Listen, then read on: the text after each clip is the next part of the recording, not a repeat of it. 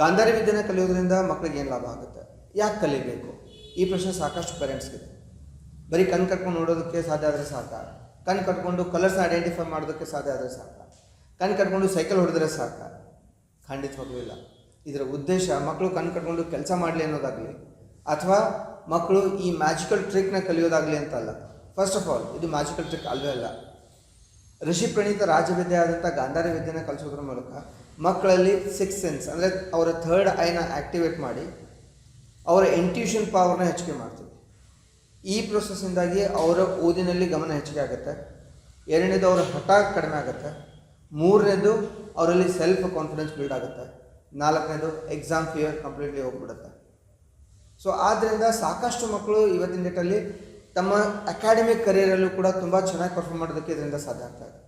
ಗಾಂಧಾರಿ ವಿದ್ಯೆ ಮತ್ತು 100% ಮೆಮರಿ ಏಕಲವ್ಯ ವಿದ್ಯೆ ಬಗ್ಗೆ ನಿಮಗೂ ಕೂಡ ಹೆಚ್ಚಿನ ಮಾಹಿತಿ ಬೇಕು. ಈಗಾಗಲೇ ಕಲಿತಿರುವಂಥ ಸ್ಟೂಡೆಂಟ್ಸ್ ಏನು ಹೇಳ್ತಾ ಇದ್ದಾರೆ ಅಥವಾ ಅವ್ರು ಏನೆಲ್ಲ ಮಾಡೋದಕ್ಕೆ ಸಾಧ್ಯ ಆಗ್ತಾ ಇದೆ ಅನ್ನೋದನ್ನು ನೀವು ಪ್ರತ್ಯಕ್ಷವಾಗಿ ನೋಡಿ ಡಿಸಿಷನ್ ತೊಗೋಬೇಕು. ನಿಮ್ಮ ಮಕ್ಕಳಿಗೆ ಇದನ್ನು ಕೊಡಿಸ್ಬೇಕು ಬೇಡವೋ ಅಂತ ನಿಮ್ದೇನಾದರೂ ಯೋಚನೆ ಇದೆ, ಈ ವಿಡಿಯೋ ಕೆಳಗಡೆ ಡೆಮೋ ಅಂತ ಟೈಪ್ ಮಾಡಿ.